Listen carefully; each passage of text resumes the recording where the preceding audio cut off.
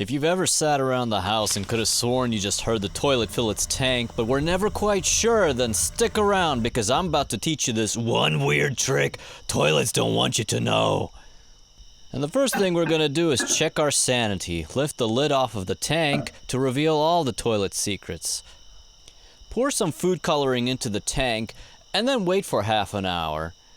And upon your return, if you lift the toilet seat and you note that the dye has indeed reached the bowl, then you know you don't belong in a straitjacket, and in fact, you may belong in some overalls.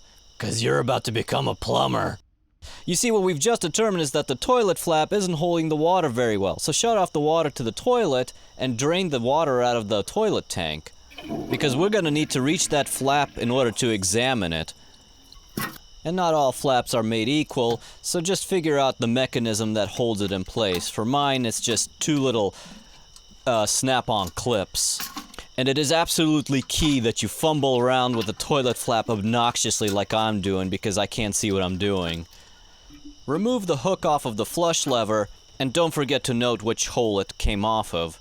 Maybe it's Gunga, maybe it's Maybelline, but it may be worth cleaning the toilet flap first before deciding to replace it. Alas, I was defeated by the Gunga, so I went straight to Home Depot. And this replacement flap does not look anywhere near like it would fit, but they swear it will.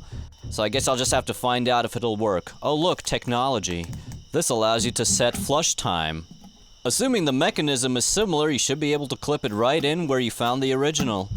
Clip the hook back onto the flush lever and see if it works as it should. Because if you have to press the handle and it looks like it's going to hit the lid just to get the flap to lift off, you may either have to play around with which hole to put the hook into or place the hook at a different point in the chain. This seems like it'll work. Let's test it out. Turn the water back on, wait for the tank to fill up with water, and then test the flush valve. If it's something newfangled like the one I purchased, you may have to play around with its setting to see which one suits your toilet.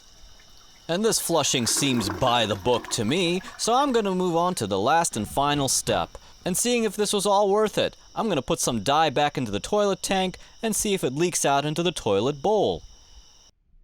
30 minutes later, and it sure looks like I know what I'm doing. Congratulations, Harry. You're a toilet wizard.